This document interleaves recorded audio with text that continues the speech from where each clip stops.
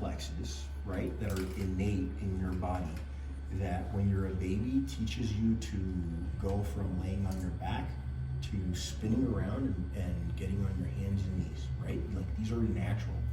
Well, as we age, because we're constantly, we're sedentary, the majority of us, extremely sedentary, and we stop stimulating those canals.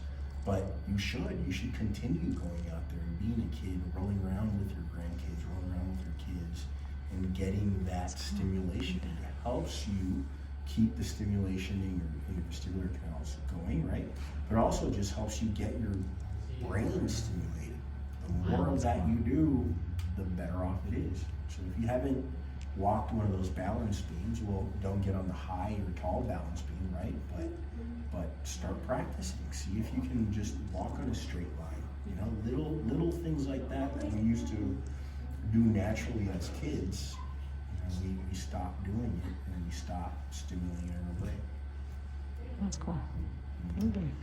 So what was that lady doing with the different colors? They thought that was pretty impressive. So what you guys saw there was the Dynavision, and what it's doing is it's measuring the amount of time it takes her to react from when that light shifts from one side to another, right? And that light is shifting. So we're testing a number of things. We're testing your peripheral vision. We're testing your ability to focus on the screen that's directly in front of you, still be able to measure and use your coordination to get to that, and then the reaction time. So how long does it take you to perceive that the target has now changed and then actually get to the target?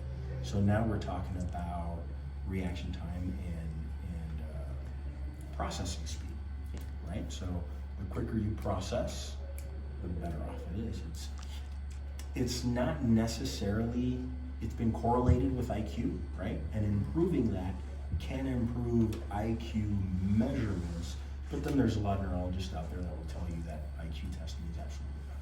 Yeah. So, you know, take it all with a grain of salt. But it does help to just have a little bit faster processing speed regardless of the situations, whether it's sports or when it's at work or, you know, in life. Well, they were wondering why she had to lift up a leg. Because we were talking about how kids have a natural reflexes, right, to be able to stimulate your brain. We're set up to grow this way, right? And in order to get both of our lobes of our brains to communicate with each other, they have to be able to speak through the genicular pathways.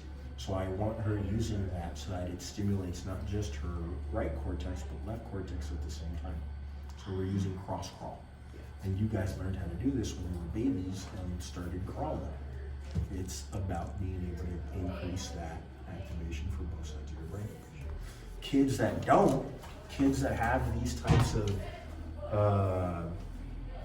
that skip some of these reflexes, or they don't learn until a lot later, they tend to have some kind of learning disability, and sometimes can be on the spectrum, right? So autistic spectrum, everything from ADD to ADHD and like autism, Asperger's, right? So if you help people get through these reflexes, it helps you get a little bit better. Oftentimes after a head injury, you can regress and these reflexes are back. And you know, if we should have dropped this reflex when we were 7 months old, well, yeah, an adult should have it. Right? So that's why we do it, to be able to drop those reflexes, to be able to work on that type of system. Cool. Thank you. Oops.